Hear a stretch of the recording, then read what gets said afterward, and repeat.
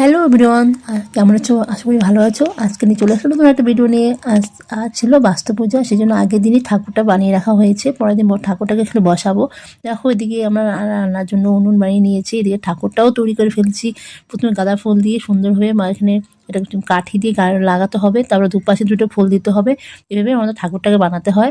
তোমাদের অনেকে আছে যে অন্যান্য নিয়মে হয়, আমাদের এই নিয়মে হয়, সেই জন্য আমি এভাবে বানাচ্ছি। আর তোমরা বলবে তোমাদের আমাদের মতন সেম সেম নিয়ম কার কার বাড়িতে এরকম করে হয়, সেটাও বলবে কমেন্টে।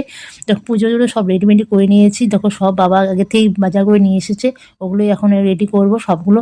প্রথমে বানাতে হয় আমাদের পায়েস, তো পায়েসটা আগে বানাবো। আর ঘরের ঠাকুরটাকে আগে দিয়ে নিয়ে এসি পুজো, তারপরে বসে গেলাম পায়েস করতে। দেখো, আমি উনুনে তো রান্না করতে পারি না, তো আস্তে আস্তে করছি। আর বারবার আলুকে ডাকছি, একটু দেখো দেখো, কারণ আমার ভয় লাগছিল ওরা যে উনুনটা যদি বন্ধ বন্ধ হয়ে যাবে, নিভে যায়, তো কী হবে। তো পুজো রেডি হয়ে গেছে। তো পুকুর দেখো যে শঙ্খ বাজাচ্ছিল, আমি পুজো করতে বসে পড়েছি। তো পুজোটা করে নিলাম।